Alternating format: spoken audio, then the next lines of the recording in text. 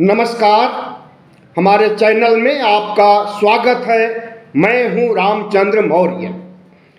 साथियों, इस देश में गरीबी इतना ज़्यादा है कि 80 करोड़, जी हाँ 80 करोड़ लोगों को 5 किलो राशन देना पड़ता है भारत सरकार को, तब उनके जान की हिफाजत हो पा रही है।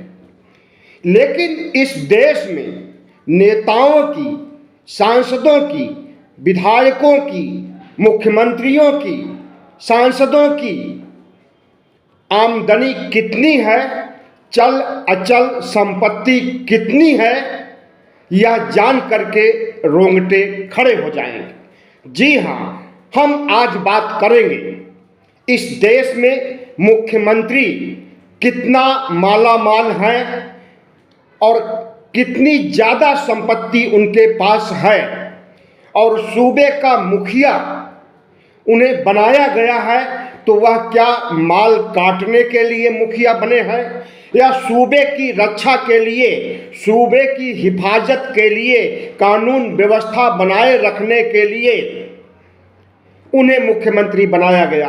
हमें यही लगता है कि वह लूटने खसोटने के लिए मुख्यमंत्री बनाए जाते हैं।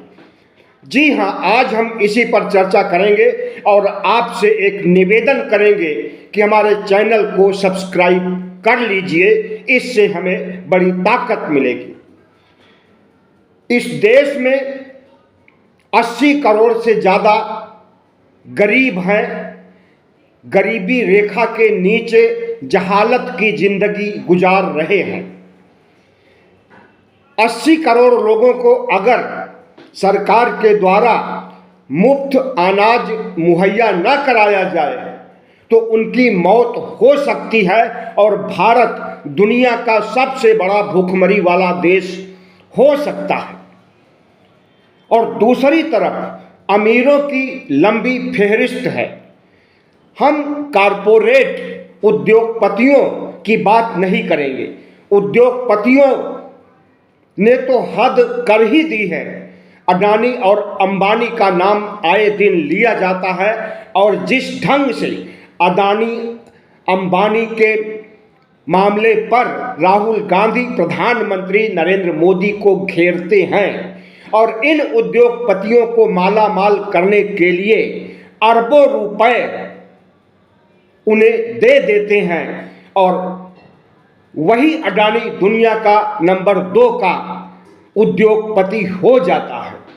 तो एक तरफ हिंदुस्तान के खजाने की लूट है और उस लूट में राजनेता शामिल हैं, कारपोरेट शामिल हैं, और दूसरी तरफ इस देश में 80 करोड़ लोगों को 5 किलो राशन पर जीवन यापन कर रहा है। मध्यम वर्ग, निम्न मध्यम वर्ग की जो हालत महंगाई ने कर दी है, उससे आप भी दो चार होते होंगे।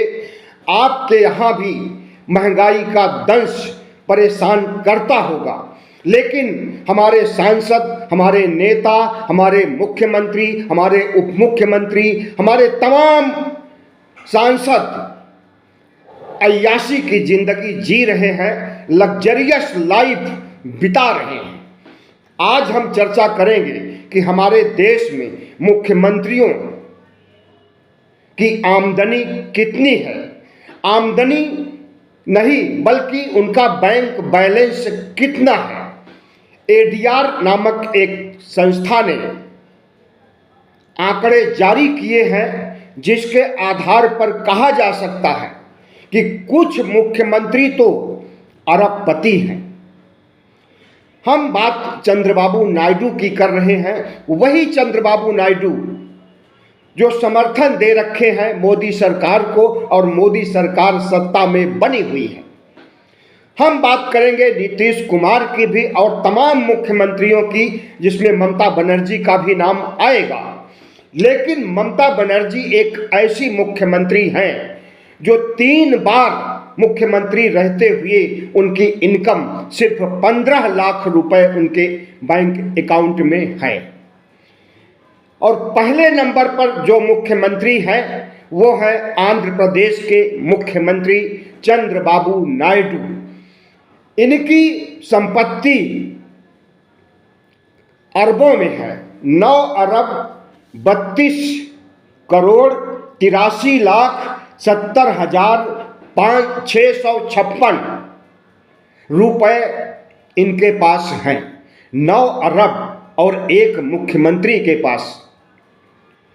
हम समझते हैं, क्या चंद्रबाबू नायडू इनकम टैक्स देते हैं? और अगर नहीं देते हैं तो क्यों नहीं देते हैं?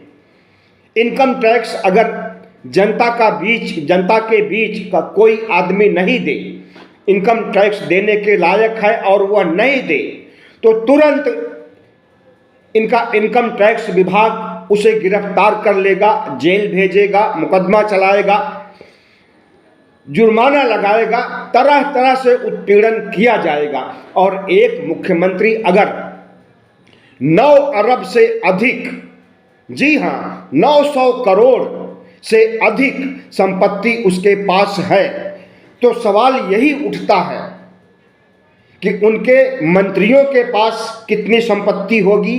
और अगर यह व्हाइट संपत्ति है तो ब्लैक भी होगी, और उस ब्लैक का कोई चर्चा नहीं किया है एडीआर संस्था ने। दूसरे नंबर पर हैं अरुणाचल प्रदेश के मुख्यमंत्री पेमा खांडू। इनके पास 3 अरब 32 करोड़ 56 लाख 53,159 रुपए हैं। कर्नाटक के सिद्धारमैया जो कांग्रेस पार्टी के मुख्यमंत्री हैं, इनके पास 51 करोड़ 93 लाख 88,910 रुपए हैं। नागालैंड के मुख्यमंत्री नेकियू रियो के पास 46 करोड़ 5 लाख 7,855 रुपए हैं। मध्य प्रदेश के मुख्यमंत्री डॉक्टर मोहन यादव के पास 42 करोड़ 4 लाख 81,763 रुपए। हम समझते हैं कि आम आदमी के पास पैसे नहीं होते हैं, उसे आए दिन तिल तिल मरना पड़ता है। बच्चों की शिक्षा नहीं हो पाती है, बुजुर्गों के लिए दवाई के लिए पैसे नहीं होते हैं, खाने के लिए भी कभी कभी लाले पड़ जाते हैं इस महंगाई के समय में। ऐसे समय में अगर हमारे मुख्यमंत्री माला माल हो रहे हैं और जनता बेहाल है, तो क्या यह नहीं कहा जा सकता है कि हमारी आर्थिक प्रणाली में खोट है और ढंग से लोगों के बीच संतुलन बनाने का काम हमारी इकोनॉमी नहीं कर पा रही है आर्थिक मामलों में। लेकिन जब प्रधानमंत्री नरेंद्र मोदी हों, गृह मंत्री निर्मला सीतारमण हों और उनका पूरा मंत्रिमंडल हो, उनके बारे में एडीआर ने कोई भी आंकड़े नहीं पेश किए हैं कि किस मंत्री की संपत्ति कितनी है और प्रधानमंत्री गृह मंत्री की कितनी संपत्ति है। हो सकता है कि इनके ऊपर भी एडीआर की नज़र जाए और इनका भी भंडाफोड़ कभी करे। तो हमारे माला माल मुख्यमंत्रियों की सूची में अगला नाम है पुडुचेरी के एन रंगास्वामी। 38 करोड़ 39 लाख 75,200 रुपए इनके पास। तेलंगाना में कांग्रेस की सरकार है और यहाँ के मुख्यमंत्री रेवंता रेड्डी के पास 30 करोड़ 4 लाख 98,852 रुपए। अभी अभी हेमंत सोरेन मुख्यमंत्री बने हैं झारखंड में। इनके पास 25 करोड़ 33 लाख 87,953 रुपए। इसी तरह से असम के मुख्यमंत्री जो कि बीजेपी के मुख्यमंत्री हैं, पहले ये कांग्रेसी थे, वॉशिंग मशीन में धुलने के बाद वहाँ का मुख्यमंत्री बनाया गया इन्हें। हिमंता बिश्व शर्मा की बात हम कर रहे हैं। इनके पास 17,27,65,162 रुपये। मेघालय के कानराड संगमा 14,06,83,315 रुपये। बिहार के मुख्यमंत्री नीतीश कुमार अभी दिल्ली आए थे और यहाँ भारतीय जनता पार्टी के शीर्ष नेतृत्व से मिलना चाहते थे, लेकिन प्रधानमंत्री नरेंद्र मोदी ने मिलने से इनकार कर दिया कि हमारे पास समय नहीं है। जेपी नड्डा बीजेपी अध्यक्ष ने मिलने से मना कर दिया। अमित शाह गृह मंत्री ने मिलने से मना कर दिया और अब नीतीश कुमार बैरंग वापस लौट गए हैं बिहार। और बिहार में वह जो चाल चलने की कवायद कर रहे हैं, उससे मोदी सरकार पर खतरा मंडरा सकता है। अगर जनता दल यू के 12 सांसद मोदी सरकार से समर्थन वापस लेंगे तो सरकार तो नहीं गिरेगी, लेकिन अल्पमत में जरूर आ जाएंगे। 272 के जादुई आंकड़े से थोड़ा ही ऊपर बचेंगे। और इसी तरह से अगर नायडू को नाराज किए तब तो शर्तिया प्रधानमंत्री नरेंद्र मोदी भूतपूर्व प्रधानमंत्री हो जाएंगे और मध्यावधि चुनाव की नौबत आ जाएगी। पश्चिम बंगाल की मुख्यमंत्री ममता बनर्जी के खाते में 15,38,029 रुपये हैं। 3 बार यह मुख्यमंत्री रही हैं और भारत के मुख्यमंत्रियों में सबसे कम पैसे संपत्ति रखने वाली ममता बनर्जी हैं। सफ़ेद साड़ी में या यूं कहें कि सूती साड़ी में हवाई चप्पल पहन करके मुख्यमंत्री की कुर्सी पर बैठना और सादगी भरा जीवन व्यतीत करना ममता बनर्जी की फितरत है और अपनी इन्हीं अदाओं के कारण वह पश्चिम बंगाल के लोगों की चहेती बनी हुई है। ममता बनर्जी ने बहुत से मिसाल पेश किए हैं और इंडिया गठबंधन का नेतृत्व उनके हाथों में देने की बात चल रही है। अगर इंडिया का नेतृत्व कुशलतापूर्वक ममता बनर्जी करेंगी तो संभवतः एक दिन वह प्रधानमंत्री भी बन सकती हैं। लेकिन अगर प्रधानमंत्री वह बनती हैं तो नरेंद्र मोदी के पोशाक, नरेंद्र मोदी के चाल चरित्र और चेहरे से बिल्कुल अलग हट करके ममता बनर्जी प्रधानमंत्री के रूप में राज करेंगे। इंडिया गठबंधन बहुत गहराई से विचार कर रहा है ममता बनर्जी को इंडिया गठबंधन का प्रमुख बनाने के लिए, जिसके बारे में सोनिया गांधी, मल्लिकार्जुन खड़गे, राहुल गांधी और इंडिया गठबंधन के तमाम नेता विचार विमर्श कर रहे हैं कि ममता बनर्जी के हाथ में इंडिया की कमान क्यों न दे दिया जाए। आज अगर उनके हाथ में इंडिया गठबंधन की कमान दे दी जाती है तो हम समझते हैं कि वह बेहतर ढंग से संचालन कर सकती है और 28 दलों को एकजुट करके मोदी सरकार के लिए बड़ा खतरा बन सकती है। बिहार के मुख्यमंत्री नीतीश कुमार के पास 1,64,82,719 रुपये। उत्तर प्रदेश के योगी आदित्यनाथ, जो कि गेरुआ वस्त्र में होते हैं, अपने को योगी सन्यासी महंत हर कुछ कहते हैं और उनके खाते में 1,54,94,054 रुपये। उड़ीसा के मुख्यमंत्री भारतीय जनता पार्टी के हैं मोहन चरण मांझी 1,97,82,315 रुपये।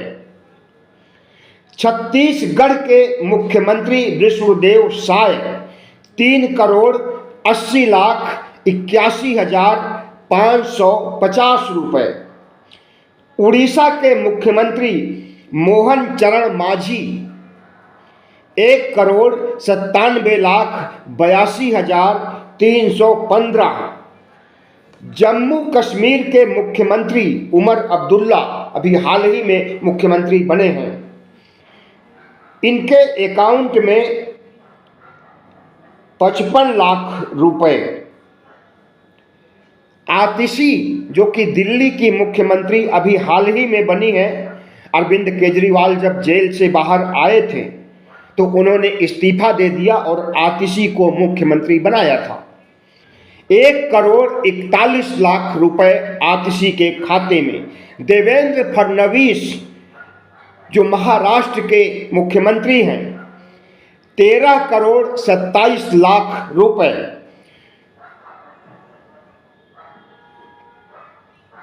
तमिलनाडु के मुख्यमंत्री स्टालिन, इनके खाते में 8.88 करोड़ रुपए। भूपेंद्र जो गुजरात के मुख्यमंत्री हैं, 8,22,00,000 रुपए। हिमाचल प्रदेश के मुख्यमंत्री सुखविंदर सिंह सुक्खू 7,81,00,000। गोवा के मुख्यमंत्री प्रमोद सावंत 9,37,00,000। राजस्थान के मुख्यमंत्री भजनलाल शर्मा 1.46 करोड़। उत्तराखंड के पुष्कर सिंह धामी 4,64,00,000। इसी तरह से पूरे देश के मुख्यमंत्रियों की आमदनी का काला चिट्ठा एडीआर ने रखा है। और एडीआर एक ऐसी स्वायत्त संस्था है जो आए दिन प्रजातंत्र की हिफाजत के लिए, लोकतंत्र को मजबूत बनाने के लिए, संविधान की रक्षा के लिए काम करती है। तो हम समझते हैं कि मुख्यमंत्रियों को अपनी आमदनी की ज़्यादा चिंता होती है और इस देश की गरीब, बेहाल, मजबूर, गरीबी रेखा के नीचे जीवन यापन करने वाले देशवासियों की चिंता नहीं होती है। बहुत बहुत धन्यवाद। हमारे चैनल को सब्सक्राइब कीजिएगा, लाइक कीजिएगा और शेयर कीजिएगा।